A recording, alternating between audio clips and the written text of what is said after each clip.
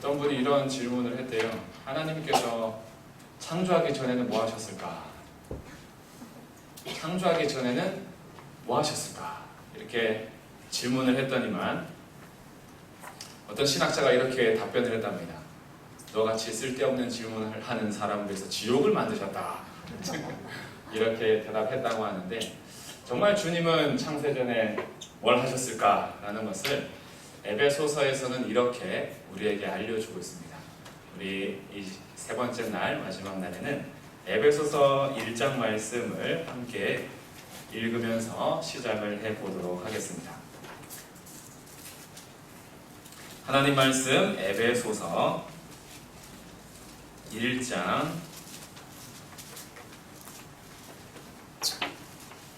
3절부터의 말씀입니다.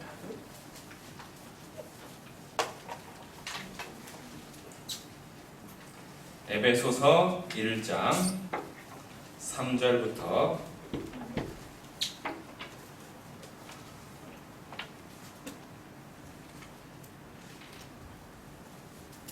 에베소서 1장 3절부터 우리 6절까지 같이 한번 읽어보도록 하겠습니다.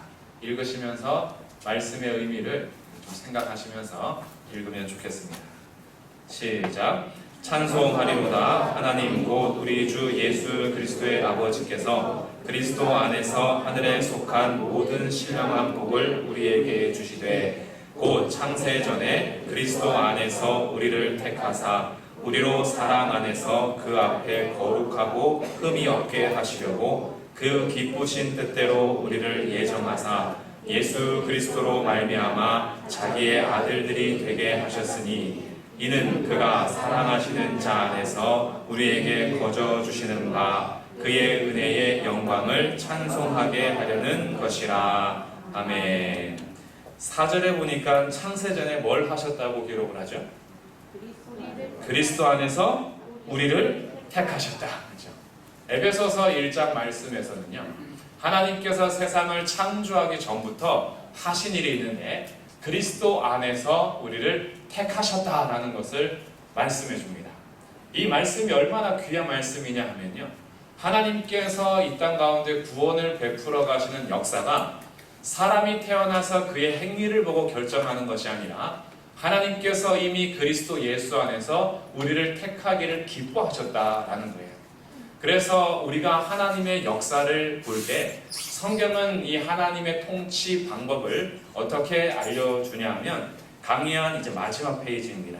18페이지인데 하나님께서 하나님의 나라를 통치하시는 방법은 바로 언약으로 역사를 이어가신다라는 거예요. 그래서 강의한 18쪽 맨 위의 밑줄은 언약입니다. 언약으로 역사를 이어가신 하나님의 역사가 감정을 따라서 움직이는 역사가 아니고 사람의 행위에 따라서 변하는 역사가 아니고 하나님 기분 따라서 이랬다 저랬다 바꾸시는 분이 아니라 하나님의 역사는 언약을 따라서 끊임없이 그 약속을 지켜가시는 하나님의 통치다라는 거죠. 이것이 우리에게 어느 정도의 위로가 되냐면 우리들은 믿음의 생활이 늘 기복이 심합니다. 어떤 분은 정말 오늘 하루 정말 믿음이 너무 좋아서 하나님과 가까이 있는 것 같아가도 어느 날은 나의 믿음의 생활이 완전 밑바닥에 있어서 내가 정말 성도인가 이런 질문을 스스로 던질 정도로 밑바닥 가운데 헤매는 경우도 있어요. 우리들의 신앙생활은 늘 기복이 심한데 주님의 택하심과 이끄심은 기복이 없이 하나님의 언약에 따라서 역사를 이어왔다라는 거예요. 그래서 이 언약이란 이름으로 옛 언약을 구약이라고 그러고 새 언약을 신약이라고 하는 겁니다.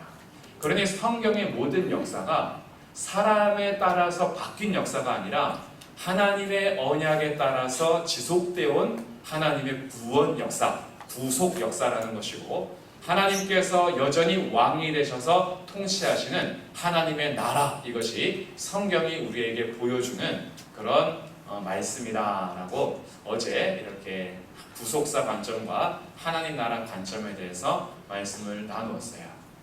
하나님께서 이 언약에 따라서 지켜가시는 것을 어느 정도로 보여주시냐면 아브라함 때에 창세기 15장에 보면 하나님께서 아브라함하고 언약을 체결하시는 장면이 등장합니다. 언약을 체결하실 때 어떻게 체결하시냐면 짐승을 쪼개둡니다. 짐승을 반토막 내가지고 이렇게 찢어 놓는 거죠. 그러면 그 짐승이 갈라진 사이에 피가 흥건하겠고 이 창자나 아마 내장들도 다 이렇게 중간에 있을 거예요. 이렇게 반토막 내서 갈라지게 한 다음에 그리고 거기를 지나가는 것이 고대의 언약 체결식인데 이것은 어떤 의미가 담겨 있냐 하면 저하고 어떤 B라는 사람이 언약을 맺는다. 그러면 짐승을 쪼개두고 둘이 그 길을 지나가는 거예요. 그 지나갈 때 의미가 뭐냐 하면 언약을 깨트리는 사람은 이 짐승처럼 될 거다. 이것이 언약의 방법이었어요. 결혼식을 이렇게 했다면 옆에서 아름다운 하객들이 이렇게 박수 쳐주는 게 아니라 짐승을 쪼개두고 언약식을 하면서 결혼식을 딱 진행한다면 깨는 사람은 죽는 거다. 이런 어떤 의미가 담겨 있겠죠. 언약식이 굉장히 무겁고 책임감이 있는 시기였는데 하나님께서 아브라함과 언약을 맺으실 때 아브라함이 짐승을 쪼개두게 한 다음에 갑자기 임하셔서 하나님이 불로 임하여 그 가운데를 지나가십니다. 횃불 언약이라 그래요. 하나님께서 불로써 쪼갠 고기 사이를 지나가시더라 이렇게 기록을 합니다. 이건 무슨 의미냐 하면 원래 언약식 체결할 때에 하나님과 아브라함의 언약을 맺으려면 둘이 같이 지나가야 돼요. 그런데 하나님만 그 길을 지나가셨다는 거예요. 하나님께서 자기 목숨 걸고 아브라함에게 하신 언약을 지키겠다라고 불로써 그 자리를 지나가신 겁니다. 하나님의 약속은 그래서 반드시 이루어지는 거예요. 우리들은 사람들하고 약속을 해도요, 의도적으로 내가 손해가 오면 깨는 경우도 있고 아니면 정말 지키려고 하지만 실력이 안 돼서 그 약속을 지키지 못하는 경우도 있어요. 진심은 아닌데 진심과는 다르게 실력이 안 되는 거예요. 나 정말 약속 지키려고 했는데 안 되는 거죠. 저희 첫째 아들이 저희들한테 약속한 게 있습니다. 저희 집을 꼭 만들어 주겠대요. 8살 때 한 약속을 녹음해놨어요. 나중에 크면 꼭 들려주려고. 분명히 너가 약속했다. 집 지어준다고. 그랬더니 저희 셋째가 약속했습니다. 비행기를 태워주겠대요. 자기가 비행기 조종사가 돼서 어딜 가든지 아빠 엄마는 공짜로 태워주겠답니다. 녹음을 못 해놨어요. 이런 거 다 녹음해놔야 되는데 저희 어렸을 때 엄마 아빠한테 약속하는 게 많아요. 그것이 거짓말이라고 생각하진 않습니다.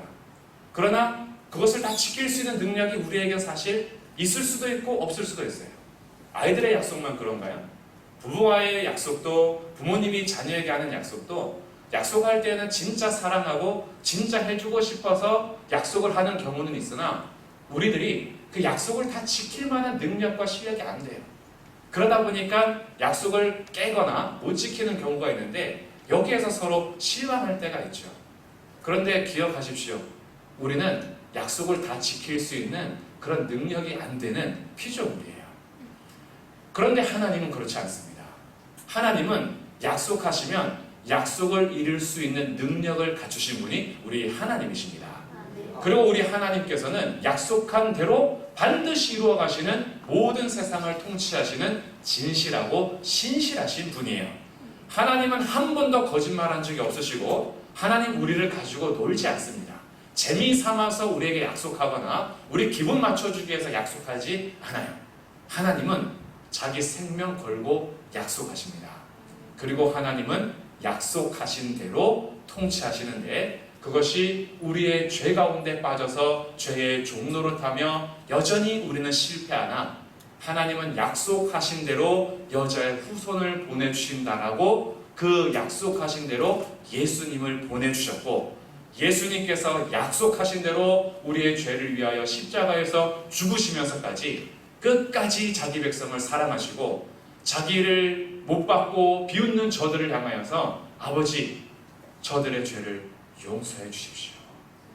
그렇게 간절히 기도하시면서 내가 가야 할 길을 끝까지 약속에 따라서 걸어가신 분이 우리 하나님과 주 예수 그리스도십니다. 그리고 우리 하나님과 예수님은요 약속하신 대로 성령님을 보내주셔서 지금까지도 자기의 백성들을 진리 가운데 인도하시며 때마다 진리를 생각나게 하시고 어려울 때마다 목자가 되셔서 내가 너와 함께하고 인도하고 있음을 가르쳐 주시며 위로에 받아야 할 만할 때는 위로하여 주시고 때로는 책망이 필요할 때는 책망하시면서 바른 길로 갈 수 있도록 끝까지 책임지시고 옆에서 보증이 되어주시고 우리 안에서 성전으로 우리를 완성해 가시는 성령님이 지금도 우리 안에서 역사하시고 또 하나님 보좌 우편에서 주님이 통치하시고 약속에 따라서 주님의 나라를 건설해 가고 계십니다. 이것이 우리에게 위로가 되는 거예요. 그래서 이 언약에 따라서 성경을 쭉 봐도요, 창조 시대부터 아담 시대, 노아 시대, 아브라함 시대, 모세 시대, 다윗 시대, 포로 시대, 예수님 시대, 교회 시대, 새 창조 시대까지 하나님께서는 언약을 그때그때마다 우리 가운데 분명하게 보여주시면서 하나님의 역사를 이어가고 계신다. 그래서 하나님의 통치를 생각할 때마다 하나님의 진실하심과 하나님의 거짓 없으심이 우리에게 위로가 돼요. 그러니 오늘 말씀에서도 하나님께서 창세 전에 그리스도 안에서 우리를 택하셨대요. 택하실 때에 마지못해서 택하신 것이 아니라 5절에 보니까 기쁘신 뜻대로 우리를 예정하셨대요. 할렐루야. 하나님이 우리를 어떻게 택하셨다고요? 기쁘신 뜻대로 택하셨다고요. 이미 창세 전부터 우리를 택하실 때 저거 택해야 돼 말아야 돼. 저 구원해야 돼 말아야 돼. 진짜 내가 진짜 구원하기 싫은데 어쩔 수 없이 구원한다, 그런 것이 아니라 여기 계신 한 사람 한 사람을요, 주님이 너무 기뻐해서 구원하신 하나님의 백성들이라는 거예요. 그럼 누가 감히 하나님의 백성들을 고발할 수 있겠어요? 고발할 수가 없어요. 주님이 기뻐하셔서 택하신 자녀들을 주님은 끝까지 책임지시고 하나님께서 완성해 가실 것입니다. 그래서 우리는 구속받았지만 아직 완전하지 않은 상태를 살아가면서 이 주님의 약속을 믿는 거예요. 그래서 우리의 신앙생활은 내 감정에 속지 않는 겁니다. 주변의 외부 환경에 따라서 믿음의 잣대를 대는 게 아니에요. 우리의 믿음의 모든 근거와 우리의 믿음의 양식은 언약대로, 말씀으로, 약속대로 지켜가시는 성경 말씀, 하나님의 말씀을 통해서 우리가 신앙생활을 해가는 겁니다. 그래서 이번 사경회를 통해서 이 말씀의 숲을 보게 되는 거죠. 성경의 숲을 본다는 것이 사실 쉽지 않습니다. 그냥 한 권을 택해서 집중적으로 보면서 우리에게 조금 이해가 되는 것이 더 때로는 좋을 때도 있지만, 그러나 이런 시간에 한번 성경 전체의 맥을 이어가면서 그래, 성경이 다른 얘기하는 게 아니구나. 66권으로 구성되어 있는 1189장 31,102절의 이 말씀은 각각 따로따로 흘러가는 말씀이 아니라 드라마 66화가 쭉 이어가는 것처럼 창세기부터 계시록까지 하나님이 감독되시고 연출하시고 주인공이 되셔서 이끌어가시는 하나님의 하나의 역사, 하나님께서 통치하시고 다스리시면서 자기의 백성을 끝까지 책임지시고 구원하시는 역사, 하나님의 나라는 결코 실패하지 않고 결코 무너지지 않고 영원한 하나님의 나라를 이끌어 가시는 왕의 이야기. 그 왕이 우리를 기뻐하셔서 택하시고 끝까지 책임지시는 이야기. 그러니 우리가 어디에 우리의 믿음을 둬야겠어요? 우리의 믿음은요, 이 말씀에 두는 거예요. 그래서 베드로 후서 말씀도 한번 찾아보겠습니다. 베드로 후서 말씀에서 이렇게 기록을 합니다. 베드로 후서 1장 말씀이에요.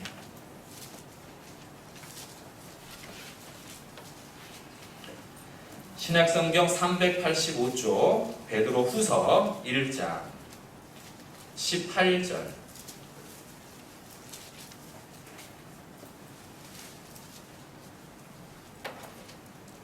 베드로 후서 1장 18절부터 21절까지 여기도 한번 같이 읽어보겠습니다. 18절부터 21절까지 시작. 이 소리는 우리가 그와 함께 거룩한 산에 있을 때에 하늘로부터 난 것을 들은 것이라. 또 우리에게는 더 확실한 예언이 있어 어두운 데를 비추는 등불과 같으니 날이 새어 샛별이 너희 마음에 떠오르기까지 너희가 이것을 주의하는 것이 옳으니라. 먼저 알 것은 성경의 모든 예언은 사사로이 풀 것이 아니니 예언은 언제든지 사람의 뜻으로 낸 것이 아니요 오직 성령의 감동하심을 받은 사람들이 하나님께 받아 말한 것입니다. 아멘. 18절에서 나타나는 이 소리라는 것은 베드로가 변화산 사건 때에 하늘로부터 들은 소리를 말하는 거예요. 변화산 사건 기억하시죠? 베드로하고 야고보하고 요한이 예수님 따라서 올라간 산인데 거기에서 예수님이 변화되는 시간입니다. 얼마나 빛나던지요. 감히 막 볼 수 없을 정도로 희고 아주 빛난 영광을 입으시면서 예수님이 변모하신 그 사건에 베드로가 잠자다 깨가지고 비몽사몽간에 주여 여기 있는 것이 좋사오니 초막 셋을 짓되 하나는 주를 위하여 하나는 엘리야를 위하여 하나는 모세를 위해 짓겠습니다. 이렇게 했던 그 산이에요. 그때 하늘에서 무슨 소리가 들렸냐면 저는 하나님의 아들이니 너는 그의 말을 들으라 라고 하나님께서 하늘에서 베드로와 야고보와 요한에게 음성을 들려주신 거예요. 이런 거 읽을 때마다 저에게도 음성을 들려주십시오. 이런 마음이 생기지 않습니까? 하나님 오늘도 저에게 선은아 이렇게 하면서 막 얘기해 주길 바라는, 기도할 때에 주님께서 뭔가 음성 들려주시고 주님께서 말씀해 주길 바라는 그 마음들이 성도들이라면 다 있을 거예요. 근데 베드로가 그 하늘의 음성을 들었던 베드로가 하는 얘기는 무엇이냐면 19절에 그것보다도 더 확실한 예언이 우리 가운데 있대요. 하늘에서 들려주시는 음성보다 더 확실한 예언이 있는데 더 확실한 예언이 뭐냐면 20절 21절에서 나오는 성령의 감동하심으로 하나님께 받아 말한 기록한 성경, 이것이 바로 하늘에서 들려진 음성보다 더 확실한 예언이다 라고 우리 가운데 가르쳐주고 있습니다. 그러니 우리가 신앙생활하면서 진짜 갈망해야 될 것은 뭐냐면 그냥 하늘에서 음성 듣기를 바라는 것이 아니라 그것보다 더 확실한 예언의 말씀, 더 확실한 예언인 성경 말씀을 알기를 사모하는 것이 그게 건강한 신앙생활의 비결인 거예요. 우리들은 자꾸 뭔가 이 황홀경에 빠지거나 이상적인 것을 향해서 그냥 신앙생활하는 것, 남들이 경험하지 못한 것, 뭔가 들리고 보이고 이런 것이 신령한 신앙생활이라고 생각하는 경우가 있는데, 진짜 신령한 신앙생활은 하나님의 말씀을 믿고 아멘하는 성도가 신령한 신앙생활을 하는 겁니다. 하나님의 말씀하신 대로 순종하기 위해서 부단히 노력하고 애쓰는 그 삶이 거룩한 삶인 거예요. 우리가 이 성경 신앙을 자꾸 뒤로 하고 성경이 아닌 것들을 경험하고자 하니까 신앙생활이 자꾸 다른 선을 타게 되는 거예요. 근데 베드로 후서를 통해서 우리에게 정확히 말해주잖아요. 너희들도 하늘의 음성 듣기를 간구해라 이러지 않고 그 소리보다 더 확실한 예언이 있는데 그것이 성경이야. 사사로이 풀지 말고 성령께서 감동하심으로 하나님께서 주신 것이니까 이 말씀 앞에 너희들이 바르게 서갈 것을 우리에게 가르쳐주고 있습니다. 그래서 오늘 잘 오신 거예요. 이제 세 번째 마지막 날인데 오늘은 이 각 권에 대해서 핵심 요약을 해드린다 그랬어요. 그래서 성경 66권의 요약을 이제 탁 해갈 텐데 벌써부터 마음이 좀 어려워지시는 분이 계실 수도 있어요. 66권을 요약하면 언제 끝날까? 한 권씩 하다 보면 도대체 언제 끝날까? 이렇게 걱정하시는 분이 혹시 있을지 모르는데 너무 걱정하지 마세요. 오늘을 넘기지는 않겠습니다. 오늘을 넘기지 않고 또 너무 막 무작정하지 않아요. 그렇기 때문에 아주 우리가 간략하게 성경 말씀의 핵심들을 알아가면 창세기가 그런 이야기였어? 레위기가 그런 이야기였어? 라는 것들을 좀 한번 분명하게 잡고, 그리고 오늘 들었는데 제가 혹시 말이 엄청 빨라질 수도 있어요. 오늘을 안 넘기기 위해서. 그래서 도무지 속도가 빨라서 못 따라가겠다 그러면 우리 목사님 유튜브에 영상이 또 올라가는 것 같아요. 복습하시면 됩니다. 복습하셔도 되고, 그렇다고 제가 엄청 막 랩처럼 하지 않습니다. 그러니까 잘 귀를 기울이면서 성경의 각관 핵심을 오늘 마지막 날 성경의 그 포인트들을 정리해 보도록 하겠습니다.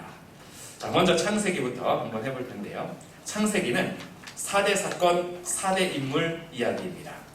창세기는 총 50장으로 되어 있는데 1장부터 11장까지가 네 가지의 사건을 기록해줘요. 네 가지의 사건은 창조, 타락, 노아의 홍수, 구속하려고 그러셨죠. 창조, 타락, 구속, 완성은 전체 이야기고, 창세기의 사건은 창조하신 것, 인간이 죄를 지은 타락 사건, 그리고 노아의 홍수, 네 번째 사건은 바벨탑. 이 네 가지 사건이 기록되어 있어요. 바벨탑 사건을 통해서 민족이 다 흩어졌는데 하나님께서 한 사람을 부르십니다. 갈대아 우르에서 부름받은 사람이 바로 아브라함이죠. 아브라함이 부름받아서 약속의 땅으로 오게 되는데 그곳에서 할례도 받고 이름도 아브라함으로 바뀌어요. 이때부터 4대 인물이 시작이 됩니다. 아브라함 다음에 누굴까요? 이삭 다음에 야곱. 여기까지가 아브라함, 이삭, 야곱의 하나님인데 창세기에서의 기록은 또 다른 한 명의 이야기를 아주 길게 씁니다. 37장부터 50장까지 이 인물에 대해서 기록하는데 그 사람이 요셉이죠. 그래서 아브라함, 이삭, 야곱, 요셉의 스토리가 창세기에 기록되어 있어요. 그러니 창세기 하면 네 가지 사건과 네 명의 인물의 이야기다 라고 하면 어느 정도의 이야기인지 머릿속에서 이 핵심을 잡을 수 있어요. 두 번째, 출애굽기는요, 출애굽 율법 성막이 핵심 이야기예요. 출애굽기 이야기는 애굽에서 탈출한 이야기죠. 애굽에서 탈출할 때에 하나님께서 이 땅에 여호와가 유일한 신임을 알려주기 위해서 10가지 재앙을 통하여 하나님의 하나님 되심을 보여주시고 그 하나님 앞에 두려워 떠는 자들과 고센 땅에 살고 있던 아브라함의 백성들, 그 후손들을 이끌어내시는 역사입니다. 이끌어내셔서 시내산으로 데려가 2가지를 주시는데 그 2가지가 율법과 성막이에요. 그러면 출애굽과 율법과 성막은 무엇을 가리키는 것이냐 하면 모든 성경은 누구 이야기라고 그랬어요? 예수님 이야기. 출애굽을 통해서 모세와 같은 선지자인 예수님을 보여주는 거예요. 모세보다도 더 위대하신 메시아가 우리 완전히 죄 종노릇하던 애굽에서 구원해내신 예수님이 오실 것을 모세가 예표한 것이고 모델로. 그리고 율법을 주시는데 율법의 대표적인 것이 10계명이에요. 10가지 계명을 통해서 주실 뿐 아니라 세부적인 법들을 통해서 내 백성이 어떻게 살아야 할지를 알려주십니다. 이 순서가 되게 중요해요. 출애굽 다음에 율법이에요. 율법 다음에 출애굽이 아니에요.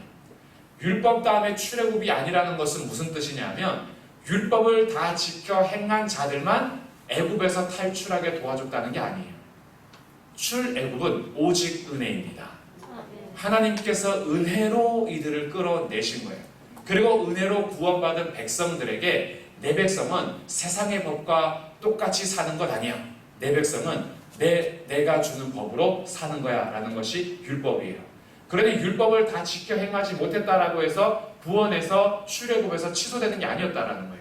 그들은 다 같이 홍해를 건너면서 세례를 받은 민족들이고 그들이 시내산에 가서 율법을 받는데 이미 율법을 받을 때에는 하나님께서 나는 너희의 하나님이다 라고 말씀하세요. 백성들에게 주시는 것이 율법이라는 거예요. 근데 우리 어제 배운 것처럼 율법이 어려워서 지키지 못하는 것이 아니라 율법이 쉬움에도 불구하고 뭐 때문에 지키지 못하는 거예요? 내가 죄인이기 때문에 지키지 못하는 거예요. 율법이 어려워서 못 지키는 것이 아니라 율법 앞에 설 때마다 구원받은 백성이 확인되어야 하는데 죄인의 내 모습만 자꾸 확인이 되는 거죠. 그래서 이 율법을 완성하시는 분이 누구인지를 기다리게 됩니다. 율법 자체가 선하고 거룩하고 의롭지만 율법 앞에서는 우리의 죄가 발견되고 죄가 발견된 우리들은 율법을 통해서 누구를 기다리냐 하면 메시아를 기다리게 되어 있어요. 그래서 갈라디아서에서는 이 율법을 초등교사라고 합니다. 옛날 성경으로는 몽학선생, 몽학교사. 그래서 이 초등교사인데 그리스도께서 오실 때까지 인도하는 교사 역할을 하는 것이 율법이에요. 그러니까 율법을 앞에 설 때마다 누구를 기다리냐면 이 율법을 완성하시고 나를 완전케 하실 메시아를 기다리게 합니다. 그리고 성막을 주시는데 성막은 이스라엘 진영의 한 가운데 배치가 되어야 해요. 항상 모든 백성들은 성막 중심으로 살아가죠. 이 성막도 누구를 보여주는 걸까요? 예수 그리스도. 교회에서 질문의 90%는 뭐라고요? 예수 그리스도. 성막도 예수님 이야기예요. 요한복음 1장 14절에 보시면 말씀이 육신이 되어 이 땅 가운데 거하시매, 우리 가운데 거하시매라는 기록이 있어요. 이 거하시매라는 단어가 성막을 치다라는 뜻이에요. 말씀이신 하나님, 태초에 말씀이 계시니라. 이 말씀이 하나님과 함께 계셨으니 이 말씀이 곧 하나님이시라. 말씀이 하나님이신데 14절 가니까 이 말씀이 육신이 되어 우리 가운데 거하셨대요. 하나님이신 말씀이 우리 가운데 성막을 치셨다. 이분이 예수님이세요. 그러니 이 구약의 성막은 그림자 역할이고 참 성막은 누구냐면 예수님이십니다. 그래서 모세에게도 명할 때에 반드시 중요한 것이 있었어요. 너 마음대로 성막을 짓지 말고 내가 너에게 보여준 대로 지어라. 보여준 대로 지어라니까 참이 어디 있냐면 하늘에 있는 거예요. 그래서 모든 성막은 다시 오실 우리를 구원하러 오실 메시아를 보여주는 것이 성막이에요. 그 출애굽의 모든 역사도 출애굽, 율법, 성막의 이야기인데 예수님을 기다리게 하고 예수님을 보여주는 성경이다. 레위기는 거룩이라는 단어가 핵심입니다. 거룩. 그래서 레위기를 쭉 짜면 피로써 거룩하게 하다라는 것이 레위기예요. 그래서 이 레위기는 핵심적인 것이 있는데 5제사 7절기. 5제사는 5가지 제사예요. 번제, 소제, 화목제, 속죄제, 속건제. 번제에서 번, 소제에서 소, 화목제에서 화, 속죄제에서 죄, 속건제에서 건. 이 5글자를 따면 우리 집 변소의 분란 이야기, 변소 화재건. 한번 따라해 볼까요? 변소 화재건. 이게 변이 아니지만 번제, 소제, 화목제, 죄, 속죄제, 속건제 이렇게 나오는 거예요. 이 5가지 제사예요. 우리 집 변소에 불났어요. 그렇지? 이 5가지 제사도 다 누구를 가리키는 걸까요? 오실 예수님. 예수님이 오셔서 우리를 대신하여서 죽으실 번제물로서 우리 자기의 모든 삶을 갈아서 곡물을 갈아드리는 소재로서 자기의 삶을 거룩하게 드리고 하나님과 우리 사이에 깨졌던 관계, 인간과 인간 사이 깨진 관계를 화목하게 하실 화목제물로 우리의 죄를 깨끗하게 씻어주실 속죄제물로 우리의 모든 죄에 오염된 부위를 배상해 주실 속건제물로서 예수님이 십자가에서 다 이루신 거예요. 그래서 우리는 지금 교회 나올 때 양 데리고 와서 목 따지 않는 겁니다. 예수님이 만약에 아직 이루지 않으셨다면 교회 오실 때마다 정말 안 되면 비둘기라도 잡아오셔야 돼요. 그래서 목을 비틀고 피를 내야 됩니다. 그러지 않고 가면은 거룩하지 않은 백성들이 거룩하신 하나님 앞에 나아갔다가는 죄로 인해서 죽을 수밖에 없어요. 그런데 우리가 이렇게 자유롭게 올 수 있는 이유는 주의 보좌로 나아갈 때에 어떻게 나아가야 할까? 내가 보좌 앞에 나갈 수 있는 이유는 예수의 피를 힘입어. 이게 주님께서 우리에게 하신 일이라는 거예요. 그러니까 5가지 제사를 우리에게 보여주고 7가지 절기를 알려주는데 7가지 절기는 이겁니다. 유부초밥 오케이? 나 속초에 있어. 한번 따라해 보시겠어요? 유부초밥 오케이? 나 속초에 있어. 이 7가지 절기예요. 유무초오 나 속초. 이건데 유월절, 무교절, 초실절, 오순절, 나팔절, 대속제일, 마지막 뭐예요? 초막절. 7가지 절기예요. 유부초밥 오케이? 나 속초에 있어. 이렇게 7가지 절기예요. 유무초, 나 속초. 이 7가지 절기를 통해서 1년을 살아가는 하나님의 백성들이 어떻게 하나님과 동행해야 될지를 절기를 항상 주셔서 우리로 하여금 중심을 하나님께 맞추며 살 수 있도록 우리의 절기를 다 알려주신 거예요. 우리도 우리나라가 갖고 있는 절기가 있잖아요. 우리의 절기는 농사에 따라서 옛날 농사를 지었으니까 달에 따라서 24절기가 있습니다. 우리나라도. 그래서 다 음력에 따라서 우리들이 뭐 입추가 됐든 입동이 됐든 뭐 개구리가 깨어날 때가 됐든 다 이런 것이 달에 맞추어서 농사를 짓는데 유리한 절기를 나타내는데 하나님의 백성들에게 7가지 절기는 1년을 살아가면서 하나님의 백성으로 어떻게 살아가야 할지를 늘 다시 이렇게 점검하고 또 주님 앞에 설 수 있도록 돕는 것이 절기였어요. 그러니까 하나님 앞에 나아가는 방법인 제사와 하나님과 동행하는 방법인 절기를 알려주시면서 내가 거룩하니 너희도 거룩하라. 이것이 레위기입니다. 레위기까지 했어요. 자, 민수기. 민수기는 책 제목 자체가 광야에서라는 것이 책 제목이에요. 히브리 성경의 책 제목은 광야에서라는 것이 제목입니다. 그러니까 이 광야에서 있었던 일을 기록하는 건데, 우리는 이 민수기니까 백성 민자의 숫자를 이제 세는 건데, 백성을 세는 것이 민수기예요. 그래서 민수기는 두 가지 의미가 있어요. 광야에서 일어난 일인데 광야에서 인구조사를 한 이야기예요. 1차 인구조사와 2차 인구조사가 이 민수기에 기록되어 있습니다. 그러면 왜 광야에서 인구조사를 두 번이나 했어야 되느냐? 그것은 1세대들이 불순종했기 때문이죠. 가나안 땅으로 바로 들어갔어야 되는데 12정탐꾼을 보내고 나서 10명의 정탐꾼이 불순종하고 단 2명 여호수아와 갈렙만이 말씀 따라 갑시다, 주님 말씀하신 대로 갑시다 라고 했는데, 백성들이 2명의 말을 듣지 않고 10명의 말을 들으면서 그들을 돌로 치려하고 이럴 때 하나님께서 그들을 1세대를 광야에서 죽게 하고 다시 2세대들을 태어나게 하십니다. 그래서 2세대들도 인구조사를 또 하게 돼요.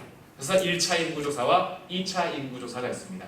그러니 민수기는 광야에서 있었던 불순종 이야기.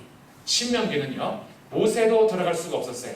모세도 들어가지 못하는데 이 백성들을 들여보내야 될 입장으로서 이 세대들이 다음 세대들에게 과거와 현재와 미래에 대한 설교를 하는 것이 신명기입니다. 과거 너희 아버지들이 무슨 잘못을 해서 못 들어가는지 불순종의 역사를 요약해주고, 너네들의 현재 지켜야 될 것이 무엇인지를 말해주고, 그리고 가나안 땅에 들어간 다음에 어떻게 살아야 할지를 설교하는 세 편의 설교가 신명기예요. 그래서 신명기는 두 번째 율법이라는 책 이름이에요. 신명기 책 이름이 두 번째 율법이라는 거예요. 그러니까 다른 율법을 준 것이 아니라 이 세대들에게 다시 한번 점검하면서 설교한 것이 신명기입니다. 자, 복습해 보겠습니다. 창세기는 4대 사건, 4대 인물, 출애굽기는 출애굽, 율법, 성막, 레위기는 거룩인데 오제사, 칠절기, 민수기는 광야에서 불순종한 이야기, 신명기는 모세의 설교. 이렇게 하면 이제 율법서가 머리에 어느 정도 요약이 되는 거예요. 자, 역사서입니다. 율법을 가진 백성들이 이제 하나님의 말씀에 따라서 반응하며 사는 것이 역사의 출발인데, 여호수아가 하나님의 율법을 가지고 들어갑니다. 그때 여호수아 1장 6절부터 9절까지 반복되는 말씀이 있는데, 강하고 담대하라. 율법에서 좌로나 우로나 치우치지 말고 내가 너와 함께 할 것이니까 너는 가서 취해라. 이런 강하고 담대함을 주시는데, 이 율법책을 내 입에서 떠나지 말게 하며 좌로나 우로나 치우치지 말아라. 이것이 여호수아에게 당부했던 하나님의 말씀이에요. 가나안 전쟁은 너희들의 전략이나 전투력이나 군사의 힘으로 정복하는 것이 아니라 가나안 땅은 하나님께 순종함으로 정복하는 땅이다. 이것을 여호수아를 통해서 보여주는 거예요. 그리고 여호수아를 통해서 오늘도 하나님의 백성들에게 가르쳐 주는 건데, 성도들이 이 땅에서 승리하는 방법은 세상이 가진 전략보다 더 큰 전략으로, 세상이 가진 힘보다 더 큰 힘을 가지고 이기는 것이 아니라 주의 백성의 승리는 하나님의 말씀에 순종함에 있습니다. 이것을 역사 속에서 보여주는 거예요. 그래서 여호수아가 땅을 정복하고 12지파에게 분배하는 이야기. 이 12지파로 다 분배하고 나서 잘 살 줄 알았더니 사사기의 핵심은 각각 자기 소견에 옳은 대로 행하였더라 이거예요. 여호수아 때까지 잘했어요. 여호수아가 이 세대들을 이끌고 가서 땅을 다 정복하고 나누어 주었습니다. 그런데 이제 3세대가 됐어요. 출애굽 3세대. 가나안 땅에 들어와서는 2세대. 이 가나안 땅에 들어왔던 2세대들이 실패한 것이 뭐냐 하면 율법에 대한 교육을 실패했어요. 아버지 세대가 다음 세대들에게 하나님의 말씀을 가르쳐 주질 않은 거예요. 그러다 보니까 이들이 결정하고 사는 방식은 뭐냐 하면 내가 옳은 대로 살게 됩니다. 이게 굉장히 중요한 건데요. 사사기의 백성들이 옳지 않은 걸 결정하며 살았다 하지 않아요. 자기 소견에 옳은 대로 살았다고 해요. 나한테 옳은 것이 하나님 보시기에는 악했던 거예요. 이게 사사시대입니다. 오늘날 우리 성도들이 함정에 빠지는 게 뭐냐 하면 내가 옳다라고 여기면 그게 다 옳은 줄 알아요. 절대 그렇지 않습니다. 이 땅에서 오직 옳음은 주님밖에 없어요. 하나님 한 분 외에는 선한 사람이 없습니다. 하나님이 진리고 하나님의 말씀이 진리지 내가 가진 오름이 진리가 아닌 거예요. 그러니까 우리의 모든 생각과 판단을 항상 무엇에 맞추어 살아가는 훈련을 해야 되냐면 진리이신 말씀에 맞추는 삶을 살아야 되는 거예요. 그런데 이 말씀을 가르치지 않는 거예요. 말씀을 가르치지 않으며 사니까 이 백성들이 살아가는 방식이 자기 생각에 옳은 대로 살아요. 그래서 엉망진창이 되는 겁니다. 각각 자기 나름대로는 옳다라고 판단했는데 거기에는 윤리 타락, 종교 타락, 성적인 타락, 각각 자기 소견에 오른 대로 욕심과 불협함과 피 내는 것, 우상숭배 이런 것들이 꽉 찬 시대가 사사시대예요. 항상 반복합니다. 악순환을 반복하는 시대. 이런 캄캄한 시대에 주님께서 한 줄기 빛을 비추어주는 이야기가 룻기예요. 이 사사시대의 이스라엘 땅에 아무 소망이 없어요. 그래서 하나님께서는 그 빛을 어디에서 가져오냐 하면 모압 땅 이방 여인을 통해서 하나님의 빛을 가지고 오십니다. 이건 무슨 이야기냐 하면 하나님의 역사는 될 만한 사람을 통해서만 일하는 것이 아니라 전혀 예상치 못한 사람을 통해서도 일하시는 거예요. 하나님의 역사를요 세상의 관점으로 보시면 안 돼요. 세상에서는 돈 많고 젊어야 하고 사회적으로 위치가 있어야지 유리한 일을 한다고 생각하는데 주님의 나라는요 정말 아무 힘이 없고 돈도 없고 힘도 없는데 기도하는 백성 통해서 일하십니다. 하나님의 나라는요 주의 말씀에 순종하는 그걸 통해서 일하시는 거예요. 그러니까 내가 젊고 돈도 많고 사회에서 지위가 있다라고 해서 기도하지 않고 말씀 따라 살지 않으면 세상에서는 떵떵거리며 살지 몰라도 그를 통해서 하나님 나라의 열매가 맺히지는 않습니다. 그렇다라고 해서 젊은 사람이 잘못된 거냐? 돈 많은 게 잘못된 거냐? 뭐 사회적 위치를 가진 게 잘못된 거냐? 아니에요. 부자들도 사회 위치를 가진 높으신 분들도 젊은 사람들도 하나님의 말씀에 굴복하며 기도하며 살 때 주님께서는 그것을 통해서 더 큰 역사를 또 이루실 거예요. 그러니 우리는 힘이 있든지 없든지 괜찮아요. 하나님 나라는 우리의 힘으로 세워가는 것이 아니니까. 이방 여인을 통해서도 주님은 누구를 준비하시냐면 다윗을 준비하십니다. 그래서 룻이 낳는 아이가 오벳이에요. 오벳이 낳는 아이가 이새예요. 이새가 낳는 아이가 다윗입니다. 하나님께서 이방 여인을 들어서 다윗을 이미 준비하고 계셨다. 이것이 룻기의 이야기예요. 그리고 이제 사무엘로 갑니다. 사무엘로 가니까 하나님께서 다윗이라는 이 인물을 주목해 보시는데 다윗의 왕국을 보여주세요. 그리고 이 다윗의 왕국은 하나님 나라의 모델입니다. 하나님의 나라가 무엇인지를 잘 보여주는 것이 다윗의 왕국이에요. 10대 때부터 골리앗 앞에 서서 그 만군의 여호와의 이름으로 내가 너를 무찌르겠다고 달려간 사람이에요. 우리가 성경을 읽을 때요 다윗과 골리앗 싸움 너무 신나잖아요. 예수님 믿지 않는 사람들도 다윗과 골리앗 이야기는 잘합니다. 그래서 축구 경기를 하든 뭐 스포츠 경기를 할 때도 너무 잘하는 팀과 약한 팀이 만나면 다윗과 골리앗의 전투다 이렇게 기사를 내기도 하죠. 너무 유명한 이야기인데 다윗이 이겼던 이유는 물맷돌을 열심히 연습했기 때문이 아니에요. 다윗이 이겼던 이유는 만군의 여호와의 이름으로 나갔기 때문이에요. 그러니까 하나님께서 다윗의 나라를 통해서 하나님 나라를 보여주는데 그가 아무리 용사 앞에 서서 용사와 대주되는 어린아이일지라도 칼과 창과 방패와 검으로 나오는 그 용사와 만군의 여호와의 이름으로 서는 소년의 대결을 통하여서 하나님 나라는 주님의 이름으로 서는 자가 승리한다. 이것을 보여준 겁니다. 그렇게 다윗이 도망자 인생 속에서 그렇게 고생할 때에도 그는 하나님을 향한 노래와 찬양이 있었죠. 시편 150편 중에서 70편 이상이 다윗이 쓴 시입니다. 하나님을 향한 예배와 노래가 그치지 않았던 인물. 그래서 다윗의 왕국을 통해서 하나님의 나라는 이 믿음을 가지고 노래하고 기도하고 예배하는 나라라는 것을 보여주고 그가 잘 나가고 있을 때에 밧세바를 보죠. 완전 실망이에요. 다윗 너 맞아 이런 거죠. 다윗 너 맞아 어떻게 그렇게 무너질 수 있는가. 단지 여인을 불러서 가늠했을 뿐만이 아니라 자기 충직한 부하의 아내인 것을 알고도 그렇게 일을 진행했고 여인이 임신한 것을 알자 그것을 덮기 위해서 우리아를 불러가지고 음모를 꾸미더니 우리아가 너무 충직해서 전쟁 중에 있는 자기 동료들을 생각하면서 아내하고 동침하지 않자 안 되겠다. 저거 술 많이 먹여서 보내야겠다. 그래서 술을 잔뜩 먹이고 보냈더니 술 취한 상태에서도 절대 집에 들어가지 않는 충직한 부하 우리야.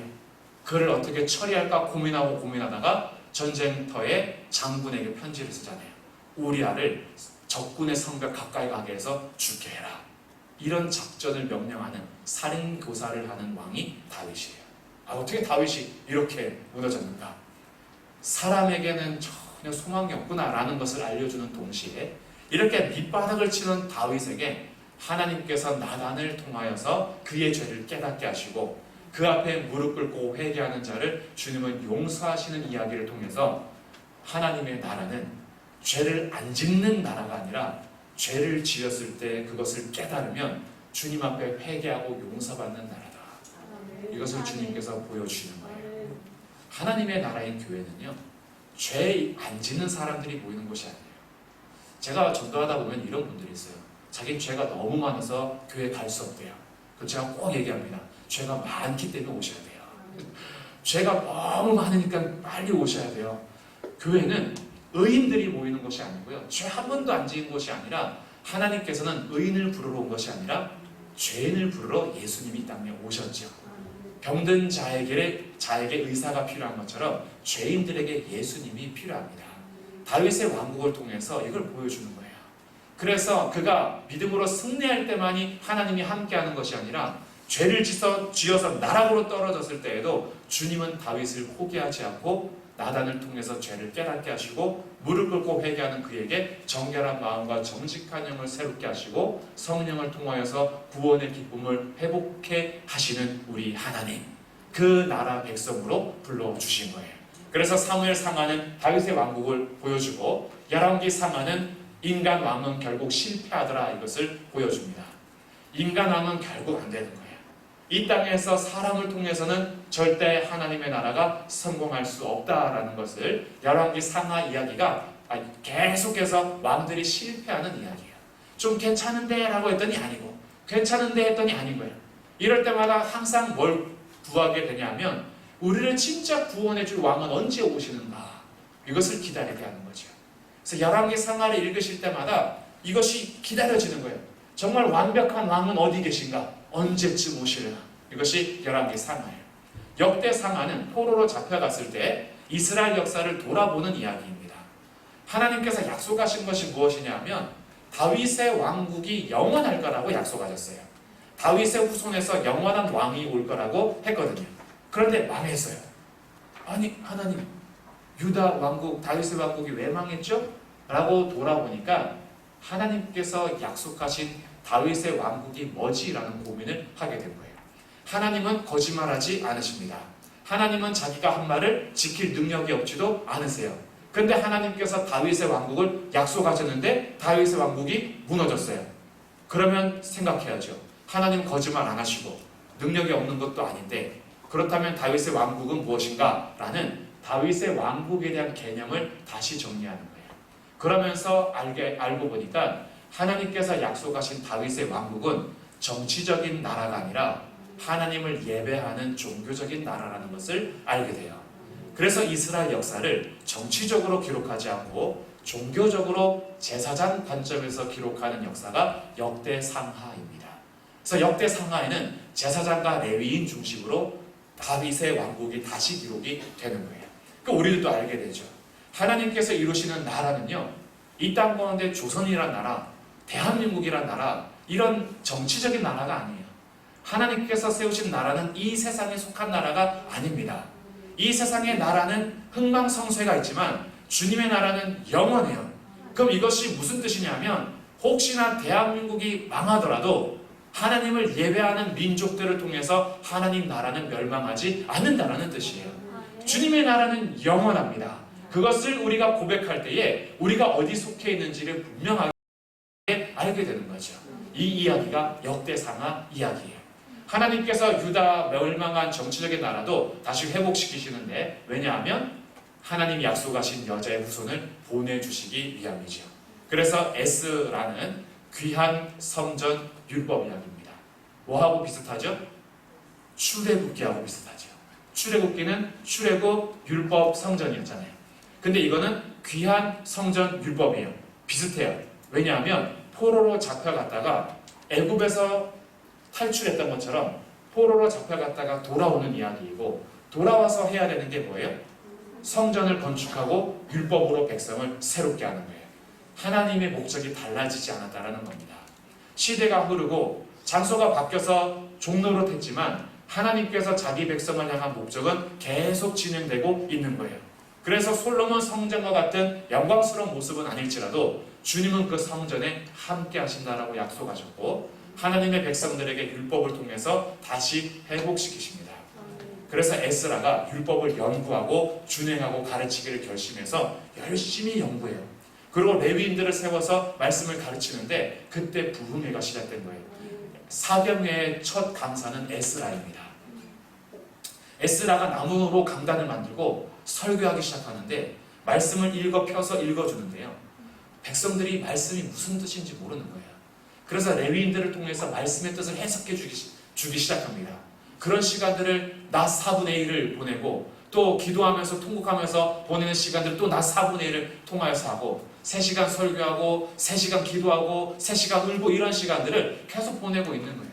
말씀이 깨달아지니까 이 속에서부터 자신들이 어떤 죄악된 삶을 살았는지, 우리가 인생을 얼마나 비참하게 살았는지, 우리가 어떻게 살아야 될지를 알게 되니까 이 속에서 심령이 부흥되기 시작하는 거예요. 말씀이 풀어 해석되어지는 자리에서 심령이 새롭게 되니까 부흥회가 끝났는데, 사경회가 끝났는데 백성들이 에스라한테 와서 말씀 더 가르쳐 주십시오라고 모여들기 시작한 거예요. 새강릉 교회에 그런 역사가 있기를 주님의 이름으로 축복합니다. 사경회가 오늘로 끝이 아니에요. 오늘 끝난 이후에 우리는 더 궁금한 거예요. 하나님 말씀이 무엇인지 더 궁금하고 갈급하고, 그래서 예배 드릴 때마다 하나님 말씀에 더 귀를 기울이고, 세우신 목사님을 통해서 우리에게 선포될 말씀이 더 궁금해서 정말 하나님께서 우리에게 세우신 목사님들을 위하여 기도하고, 주님께서 주시는 말씀들을 받기 위해서 내 마음을 준비하고, 계속해서 이 말씀에 대한 갈급함이 있는 것을 부흥이라고 하는 거예요. 이런 부흥을 경험하십시오. 내 심령에서부터 경험하여 이 교회가, 새강릉 교회가 정말 하나님께서 마지막 시대에 부흥을 허락하는 교회가 되기를 주님의 이름으로 축복합니다. 이게 에스라 시대를 통해서 역사하셨던 거예요. 그렇게 하고 나서 느헤미야가 옵니다. 느헤미야가 왔더니 성전은 건축되어 있고 백성들은 율법으로 가르치는데 성벽이 다 허물어져 버린 거예요. 성벽이 허물어졌다라는 것은 무엇이냐 하면 침투받기 딱 좋다 이런 거예요. 아직까지 불완전한 이 도시를 어떻게 하면 막아낼까 하고 52일 만에 성벽을 다시 재건하는 역사를 주님께서 허락하십니다. 그때 어떻게 허락했냐 하면 모든 계층의 사람들이 한마음으로 성벽 재건에 동참했어요. 대제사장, 귀공업자, 노예, 그리고 권력인들, 정치인들, 모든 사람들이 일심이 됐어요. 한마음이 됐어요. 주님의 일을 함에 있어서 교회에 있는 모든 직분자들이요, 사회 위치와 상관없이 주님의 일을 하는데 한마음이 됐다라는 거예요. 한마음이 되니까 문제는 있었어요. 외부에서 여전히 위협했고 내부에서 가난과 먹을 것이 없는 것 때문에 갈등이 있었어요. 그러나 한마음이 된 그곳에 성령이 함께 하셔서 성벽 공사를 52일 만에 완성하게 하십니다. 그리고 느헤미야와 에스라가 동력하게 하시면서 이 말씀을 통한 부흥회를, 사경회를, 정말 예배를, 절기 지키는 것, 율법 지키는 것을 계속하게 하면서 삶을 개혁하는 이야기가 느헤미야 이야기예요. 그런데 느헤미야 이야기도 좀 우울하게 끝나요. 여전히 백성들은 그 삶이 잘 고쳐지지 않습니다. 그래서 소망하게 되는 거예요. 느헤미야 역사를 마무리하면서도 우리를 새롭게 하실 메시아를 기다리게 합니다. 이게 구약의 역사 마지막이에요. 그리고 이제 에스더 이야기인데, 에스더는 제비뽑기입니다. 제비뽑기가 핵심 단어이고 유대인들을 구원하는 이야기인데, 이 제비뽑기라는 말이 불임이라는 말이에요. 그래서 에스더를 통해서 불임절이 나타납니다. 이 제비뽑기는 왜 했냐면 유대인들을 말살하기 위해서 언제 말살시키지라고 재미로 제비뽑기를 한 거예요. 그래서 12월 13일, 그때는 유대인들을 다 죽이는 날 이렇게 결정했는데, 에스더와 모르드게, 그들이 하나님 앞에 결단하고 나아가서 유대인들을 위해서 자신의 목숨을 걸었죠. 그래서 12월 13일과 14일이 역전합니다. 모든 유대인이 주변에 있는 원수들을 말살시킬 수 있는 날로 바뀌어버려요. 자기들이 죽어야 될 날이 자기들을 구원한 날이 되었고 오히려 원수들을 이기는 날이 되어버렸어요. 그래서 그날 제비 뽑힌 날을 불임절이라고 하면서 유대인들은 이 날을 구원의 날로 계속해서 절기를 지키게 됩니다. 여기까지가 역사에 대한 역사서까지에 대한 요약이었어요. 그러면 이제 이 시가서인데요. 시가서는 욥기 하나님의 주권과 지혜에 대한 친구들과의 논쟁이에요. 어떤 질문을 던지냐면 하나님께서 통치하시는 것이 과연 옳은가에 대한 질문을 던져요. 저희들도 그런 질문을 던질 때가 있습니다. 저도 청년들한테 질문을 많이 들어요. 하나님께서 세상을 통치하신다는데 지금 통치하시는 것이 옳습니까? 선합니까? 하나님의 주권이 왜 우리들을 이렇게 못살게 굴죠? 라는 질문을 악한 의도가 아니라 너무 궁금해서 질문을 하는 청년들이 많아요.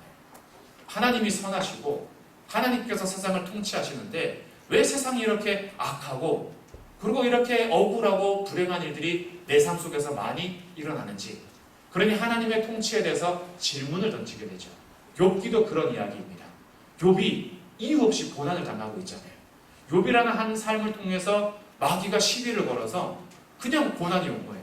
근데 친구들은 왜 고난이 왔다고 생각하냐면 너가 죄를 지어서 고난이 온 거야 그래. 근데 욥은 아니야, 내가 죄인이긴 하나 이 정도 죄를 짓진 않았어. 이런 논쟁을 계속합니다. 그러면서 욥이 항변하고자 하는 게 뭐냐면 친구들 너네들 말고 너네들은 지혜자 아니야. 너희들은 위로를 주러 왔다가 오히려 나를 재난만 주는 위로자들이고 너희들은 참 지혜도 없어.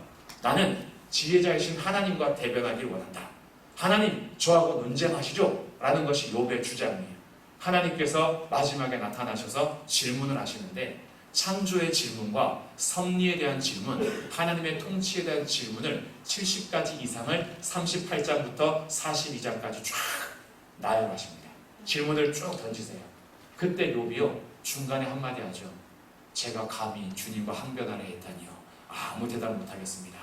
거기에 주님께서 더 한 번 더 질문을 쫙 하시면서 욥이 아무 답변을 못하게 하는 그 자리에서 나중에는 주님 제가 회개합니다 라고 하면서 고백하게 돼요. 이게 무슨 이야기냐면 우리의 지혜로 하나님의 지혜를 논하는 것 자체가 사실은 할 수 없는 거예요. 하나님의 미련하심이 사람의 지혜보다 훨씬 지혜롭습니다. 그러니까 하나님의 통치가 내 눈으로 볼 때에는 선하지 않을 때처럼 보일 때가 있어요. 그러나 우리가 오늘 고백해야 될 것이 있어요. 하나님의 통치는 내가 생각하는 것보다 훨씬 의롭고 선합니다. 나는 하나님과 맞논쟁할 수 있는 지혜자가 아니에요.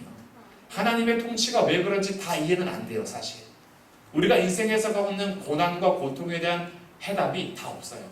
왜 그 일을 겪어야 했는지 아직도 궁금증이 풀리지 않을 때가 있습니다. 그럼에도 불구하고 하나님이 모르세요. 이런 이야기를 하는 것이 욥기예요. 시편은 인간이 이 땅에서 살아가는 신앙의 핵심이 찬양이라는 것을 알려줍니다. 우리의 모든 상황을 찬양할 수 있어요. 언제로 찬양할 수 있냐면 원수가 너무 많을 때에도 찬양할 수 있어요. 제가 이 시편 통해서 위로를 많이 받는 시편이 몇 개가 있는데 그 시편은 저주시라고 불리는 시편이에요. 이 저주시가 뭐냐 하면 원수를 저주하는 시예요. 주여 저 인간들 자녀가 망하게 해주십시오. 저가 하는 모든 일이 다 망하게 해주십시오. 막 이런 찬양의 노래가 있어요. 그게 위로가 되는 게 좀 웃기죠. 근데 이 시편의 위대함은 뭐냐면 자기의 심정을 감추는 게 아니에요. 진짜 예배는 내 마음을 속여서 웃는 척하는 게 예배 아니에요. 아무 문제 없는 것처럼 주 앞에 나와서도요 자기 문제를 고백하지 않고 난 괜찮아요 라는 것이 그게 진짜 예배가 아니고 주님이 원하시는 진짜 예배는요 우리의 마음을 진실하게 고백하는 예배예요. 때로는 우리의 상한 심령과 정말 이 고백하는 통해하는 마음들, 때로는 분노가 가득한 마음들을 가지고 오는 거예요. 그리고 주님 앞에 쏟아놓는 거예요. 근데 쏟아놓을 때 옆 사람이 들으면 안 되니까 없을 때 와서 쏟아놓으세요. 골방 기도가 그래서 중요한 거예요. 그래서 와서 쏟아놓되 하나님 저 원수가 우리 집에 살아요. 그러면서 하나님 앞에 다 쏟아놓는데 그렇게 하나님 앞에 쏟아놓고 그 원수는 사랑하는 거예요. 와, 이게 근데 진짜 위로가 됩니다. 하나님이요, 너 사랑하려는데 왜 나한테 와서 저주시를 부어두냐? 너 그런 기도가 지금 오라? 너 그렇게 하면 되겠어? 이렇게 하지 않고 너 진짜 힘들구나. 나한테는 다 쏟아놔도 돼. 그래, 나한테 와서 울고 가. 그리고 가서는 저주하지 마. 가서는 축복하고 사랑해. 원수가 너를 향해서 저주를 퍼붓더라도 너는 축복하고, 축복할 때 속 쓰리지? 쓰린 마음 나한테 와서 쏟아놔. 내가 다 들어줄게. 이런 예배가 시편에 담겨 있어요. 감사할 때는 감사의 노래로, 정말 간구할 때는 간구의 노래로, 너무 놀라울 때는 할렐루야 노래로 이 모든 노래들을 다 하는데, 그래서 우리는 어떤 상황이든지 간에 하나님 앞에 예배할 수 있음을 알려주는 것이 시편인 거예요. 잠언은 실천적 지혜입니다. 이 땅을 살아가는 동안에 실제로 어떻게 살아야 될지 지침을 알려줘요.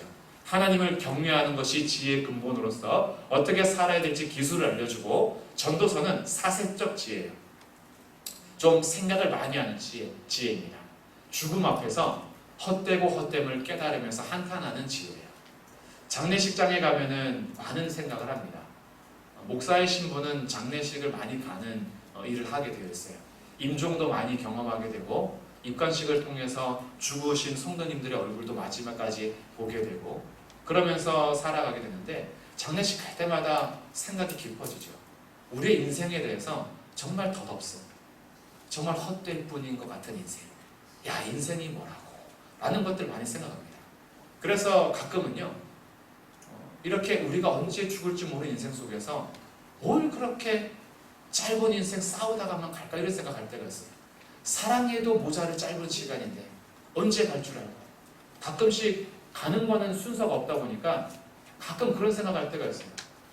정말 내가 먼저 갈까, 내 아내가 먼저 갈까, 그런 생각하면서 우리 같이 갈까, 뭐 이런 생각도 해요. 근데 제 아내는 이렇게 얘기하더라고요. 당신이 가도 난 잘 살 수 있으니까 같이 가자 그러지 마. 먼저 가도 돼. 죽음 앞에서 우리의 인생을 돌아보면서요, 이 죽음이라는 것이 도대체 인생을 얼마나 허무하게 하나라고 우리의 생각을 정리하게 해주는데, 해 아래에서는요, 죽음 앞에서는 모든 것이 헛될 뿐인 것처럼 보여요. 그런데 전도서에서 궁극적으로 하는 이야기는 해 위의 삶이 있다는 것을 알려줘요. 해 위의 삶은 창조주를 기억하라. 이 땅에서 정말 사랑하다가 먼저 사랑할 일을 보낸 성도님들이 계실 겁니다. 우리가 이 땅에서 그 슬픔을 억누를 길이 사실은 없어요. 평생 함께하던 사랑하는 사람이 떠났을 때 그 슬픔은 옆에서 누가 와서 이제 그만 슬퍼해 라고 위로한다고 얘기하지만, 그 슬픔이 그만 슬퍼야 한다고 슬픔이 사라지는 건 아니에요. 근데 믿음의 백성들에게는요, 해 위의 삶이 있어서 이게 소망이 되는 거예요. 그래, 천국 가서 보자.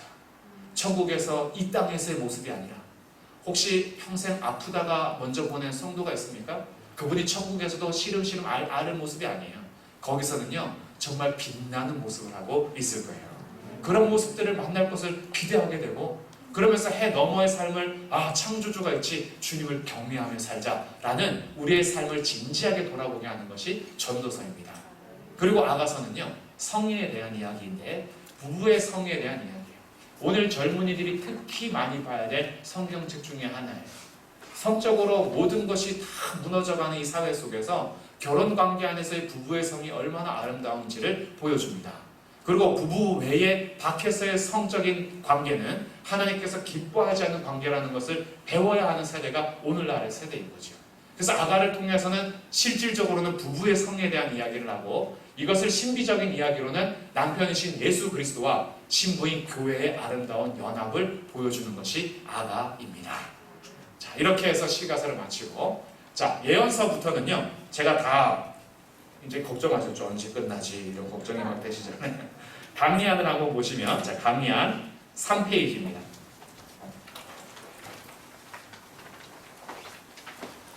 강리안 3페이지에 보시면 제가 예언서 부분은 많이 요약을 해드렸어요. 그래서 강리안이 있었던 거예요.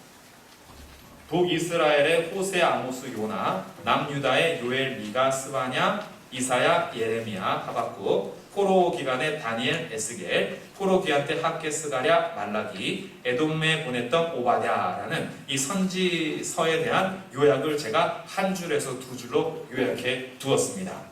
핵심은 이 각 권은요, 이제 강의 안에 참고해 보시고요. 예언서의 핵심 내용은 심판과 회복입니다. 죄에 대해서는 하나님은 공의를 드러내시면서 자기의 영광을 드러내시고, 그러나 완전히 심판만 하지 않으시고 영원한 회복을 약속하시면서 메시아가 올 거야 라고 회복을 약속하시는 것이 예언서예요. 그래서 예언서는요, 어디를 달려가고 있냐 하면 우리를 회복시켜 주실 메시아인 예수 그리스도를 선언하는 것으로 선지자들이 이렇게 선포하고 있습니다. 예언서인 이 다니엘, 에스겔, 학개, 스가랴, 말라기도 다 마찬가지예요. 이렇게 해서 구약의 각 권 이야기는 마치고요. 이 이후에 400년 침묵기가 일어나는데, 400년 침묵기는 뒷장에 좀 넘겨주시면 돼요. 7쪽부터 있는데요. 구약과 신약 사이에 성경에는 없는 역사가 400년이 지나갑니다. 그 400년을 신구약 중간기라고 그러고 400년의 침묵기라고도 하는데, 신구약 중간기가 중요한 이유는 제가 7쪽부터 표시한 헤롯과 헤롯 땅, 총독, 바리새인과 서기관, 사두개인, 열심당, 수전전, 세리, 그리고 8쪽에 회당, 번역, 십자가, 이런 이야기가 신약 성경에 나타나는 이야기예요. 근데 이게 구약에는 없는 단어예요.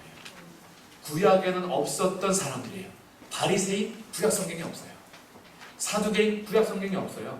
회당, 구약 성경에 없습니다. 지금 제가 여기 기록한 헤롯 이런 건 다 구약 성경에 없어요. 근데 이게 언제 등장하는 거냐 하면 이 400년 기간 동안에 등장하는 거예요. 그게 400년의 기간을 거치고 나서 신약 성경이 기록되니까 구약에 없었던 것이 갑자기 확 드러나요. 특히 수전절 같은 거. 수전절은 요한복음 10장 22절에 기록되는 거거든요.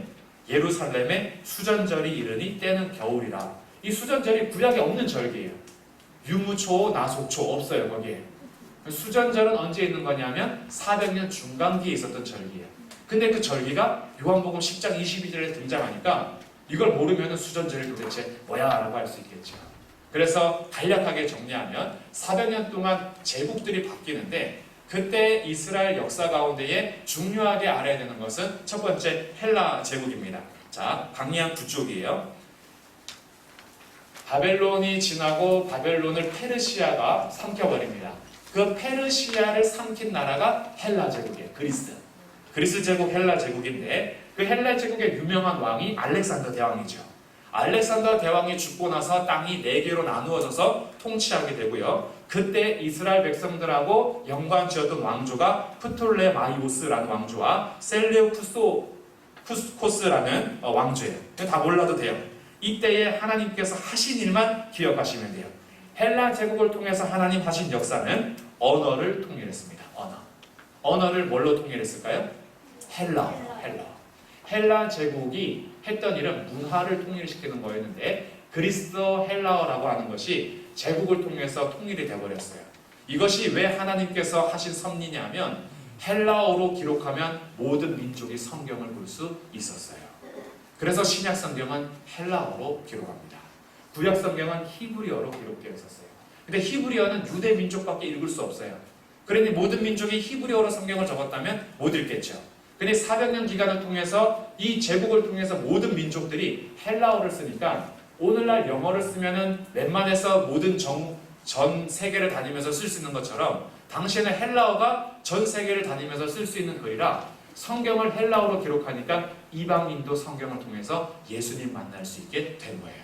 이게 하나님 하신 섭리고요. 두 번째, 이스라엘의 독립인데, 이 독립기간이 한 100년 정도 있어요. 이때에 나타난 것이 수전절이에요.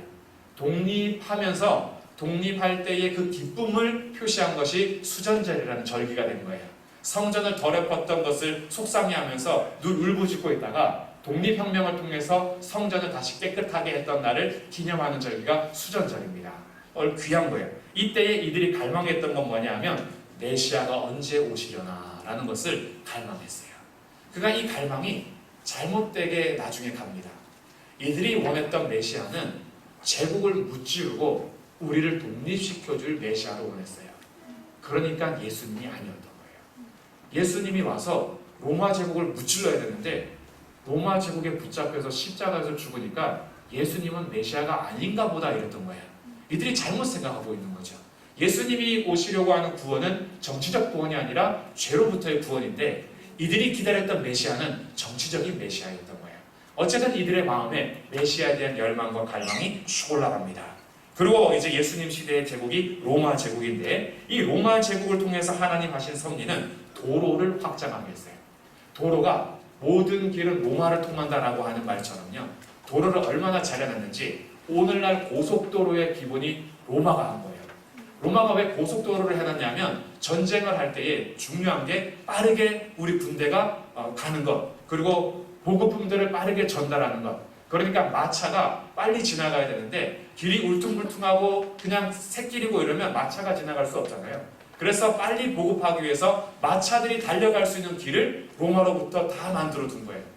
그러니 엄청 빠르게 진행할 수 있게 한 것이 나중에 바울을 통해서 복음이 전하는 길이 되게 하십니다. 하나님 하시는 일들입니다. 그러니 세계 모든 역사는 하나님 손에 있다라는 거예요. 성경에 기록된 역사만이 아니라 이 세상 모든 통치는 하나님이 하신다. 이것을 이 신구약 중간 사이에서 보게 되고 이제 복음서 신약으로 보겠습니다. 신약으로 올 때도 강의안을 참조하실 때 강의안 5페이지예요.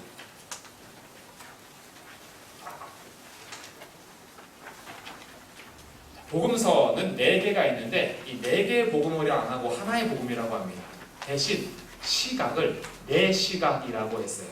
시각이 달라요. 시각. 예수님에 대해서 그릴 때 어떤 사람은 앞모습을 그렸고 어떤 사람은 오른쪽 모습을 옆모습을 그렸고 어떤 사람은 뒷모습을 그렸고 어떤 사람은 위에서 그린 것 같은 이렇게 하면 어떻게 되죠? 다 모이면 입체가 되는 거예요.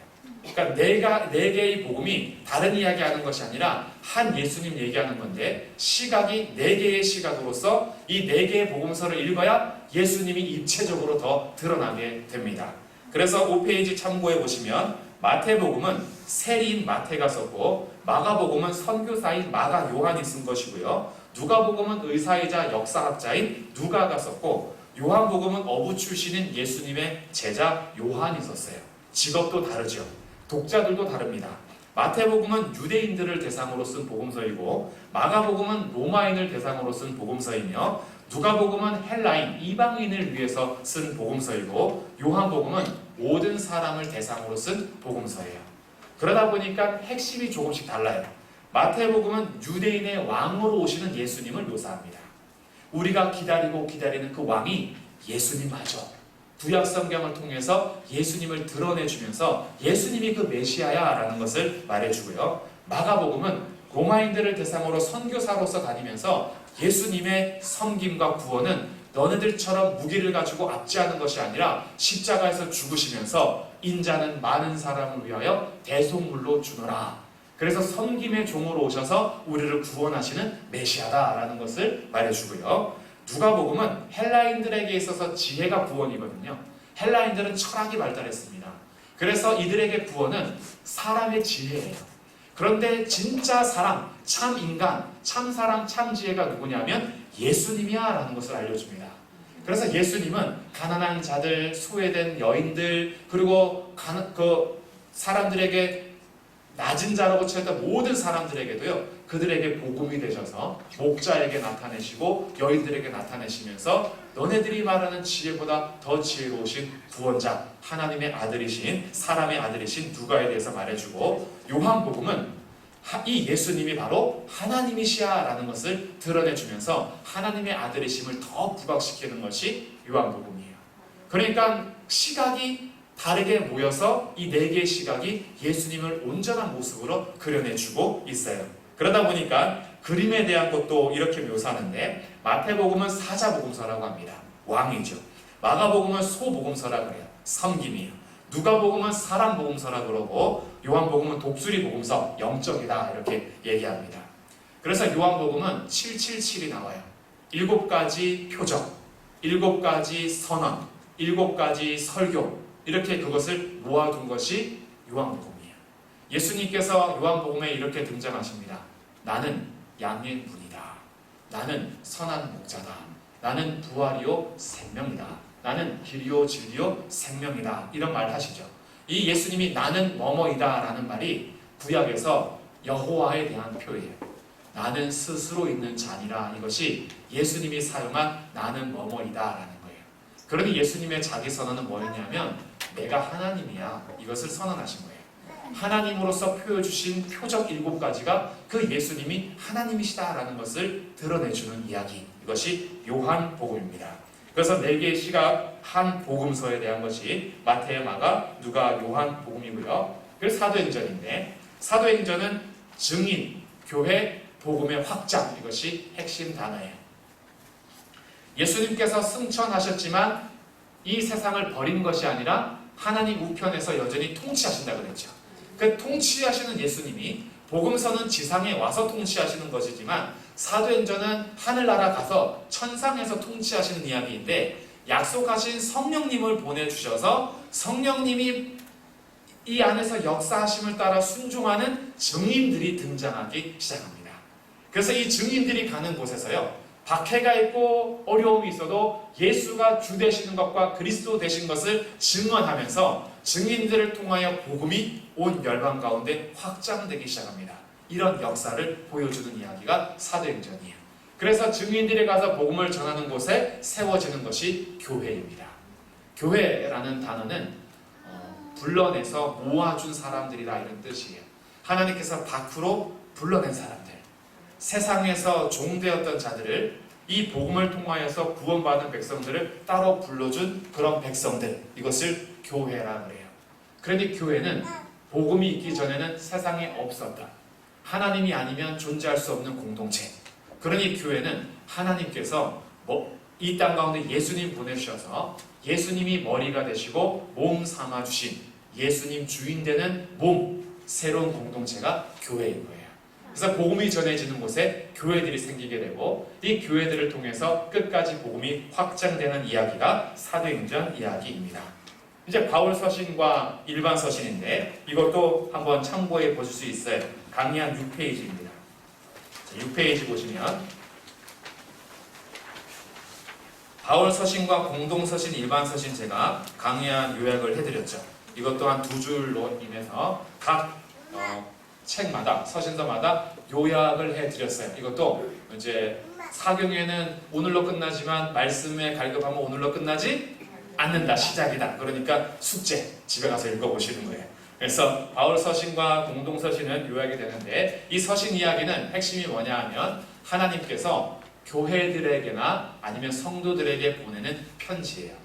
왜 보내냐 하면 믿음을 받은 백성들, 예수님을 왕과 주인과 구주로 모신 백성들이 문제가 있고 어려움이 있으나 그 문제들을 잘 극복하고 해결해 가라고 이 서신서를 통해서 교회들이 가진 문제를 해결할 수 있도록 돕는 것이 바울 서신과 공동 서신 되겠습니다. 이제 마지막 예언서예요. 신나시죠? 마지막. 제가 설교 들을 때 제일 많이 어려웠던 게 뭐냐면 목사님들이 마지막으로를 너무 많이 하세요. 마지막으로 해서 쫙 얘기하고 많이 하셨는데 또 결론적으로 얘기하시고 끝으로 그래서 저 마지막이 진짜 마지막일까? 이런 생각을 많이 했었는데 진짜 마지막. 계시록은 이제 마지막이니까요. 계시록은 그래도 조금 설명을 하면 좋겠다 해서 제가 따로 예언서로 따로 해놨어요. 계시록을 읽으면은 반응들이 좀 다릅니다. 어떤 분들은요 무서움이 가득하게 돼요. 계속 이 심판에 대한 이야기가 7인, 7나팔, 7대적 이런 게 쏟아질 때 하나님의 심판과 재앙이 막 쏟아지니까 무섭다. 그리고 어떤 분들은 요한계시록 잘못 읽으면 이단된대. 우리가 읽으면 안 돼. 이렇게 또 무서워하기도 하고 내가 잘못 빠질까 봐도 무섭고 그 내용도 무섭고 그래서 좀 기피할 수도 있는데 요한계시록도 하나님께서 자기의 백성들에게 주신 놀라운 하나님의 말씀이에요. 그러니까 이 말씀이 무슨 의미인지 줄기만 잡으면 그렇게 떨 필요가 없어요. 그리고 이단들이 꼭 사용하는 게 뭐냐면 요한계시록이에요. 요한계시록을 가지고 성도들을 미혹해요. 교회에서는 이런 거 못 배웠죠? 요한계시록을 풀어야 진짜 메시아요 이러면서 접근하는데 요한계시록을 풀어야 메시아 되는 거 아닙니다. 메시아는 우리 예수님밖에 없어요. 예수님 외에 다른 구원자나 메시아를 전한다면 인사하시면 돼요. 안녕히 가세요. 저는 당신과 상종할 게 아니군요. 라고 문을 닫으시면 돼요. 요한계시록이 말하는 주제 3가지는요. 첫 번째, 예수님의 영광된 모습을 보여주는 거예요. 영광된 모습을 보여주는 것이 예수님이 교회를 통치하시는 것과 세상을 심판하시는 모습이에요. 7인과 7나파 7대접은 누구에게 쏟는 심판이냐면 예수님을 끝까지 영접하지 않는 자들에게 쏟아지는 하나님의 심판인 겁니다. 그래서 예수님이 심판권을 가지고 계심을 보여줘요. 예수님의 지위가 영광된 모습이라는 것을 보여주는 거예요. 이것이 교회에게 왜 중요하냐면 세상은 이렇게 말할 수 있어요. 예수님이 밥 먹여주냐? 예수님의 권세감은 별로 없던데? 예수님이 십자가에서 죽던데? 로마가 더 세던데? 라고 말할 수 있는데 요한계시록을 통해서 우리에게 보여주는 건 그거 아니야. 예수님은 하늘과 땅의 권세를 가진 자로서 결국에는 모든 세상을 심판하실 주님이시다. 우리가 그것을 요한계시록을 통해서 알게 돼요. 그래서 누가 예수님 힘이 없던데 십자가에서 힘없이 죽은 거 아니야? 야, 교회들이 무슨 힘이 있어? 라고 하실 때 몰라서 그러는 거예요. 그러니까 몰라서 그러니까 어떻게 해요? 비난해야죠. 그렇죠? 비난하면 안 되죠. 몰라서 그러는 거니까 불쌍히 여겨야죠. 그들에게도 복음이 필요한 거예요. 나는 복음을 알았기 때문에 하나님과 예수님이 누군지 아는 거고 복음을 모르니까 교회에 대해서 멸시하고 무시할 수 있는 거예요. 그럼 나도 똑같이 비난하시면 안 돼요. 예수님이 밥 먹여주지 저거 진짜 확 죽여버려? 교회에 밥이 얼마나 맛있는데 요즘에 코로나 때문에 못 먹어서 그러지 교회에 가서는 밥 한 그릇에 김치 하나만 있어도 꿀맛인데 저게 교회에서 밥 주는 것도 모르네. 이러면서 막 비난할 게 아니라 그래 나도 예수님 몰랐다면 똑같은 삶이었지. 근데 예수님께서 요한계시록에서 보여주는 모습이 이거예요. 세상의 모든 심판자로서 내가 설 것이다. 이것을 요한계시록에서 보여주기 때문에 두 번째, 성도들에게 요구하는 것은 인내해라. 너희의 믿음이 멸시받더라도 믿음 때문에 고난이 오더라도 인내해라. 참고 견디면 승리가 있을 거야. 그래서 요한계시록은 성도들에게 최종적 승리를 보여주는 거예요. 그러니까 우리가 인내하고 기다리는 거예요. 그래서 우리는 마라나타, 주 예수여 어서 오시옵소서. 주님 오심을 기다리면서 인내하고 기다리고 참으면서 우리의 진짜 승리가 그들과 똑같이 코를 납작하게 하고 큰 소리치고 박살내는 것으로의 승리가 아니라 믿음을 끝까지 지킴으로 승리하는 거예요.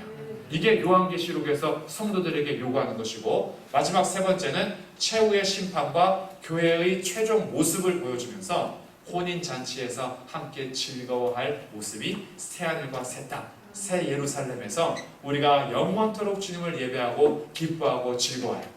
하나님이 우리 하나님 되시고 우리가 그분의 백성이 되어서 우리의 모든 눈에서 눈물을 닦아주시고 우리를 새롭게 하시고 우리를 오라 하신 그 주님이 목마르지 않는 영원한 생수를 먹여주시면서 우리로 하여금 영원한 잔치에서 하나님과 함께 영원토록 빛나게 할 그 최종 모습을 보여주면서 오늘 믿음이 아무것도 아닌 것처럼 여겨지는 세상 속에서 우리의 믿음이 세상 무엇과 바꿀 수 없는 보배로운 믿음이라는 것을 알려주는 것이 요한계시록입니다.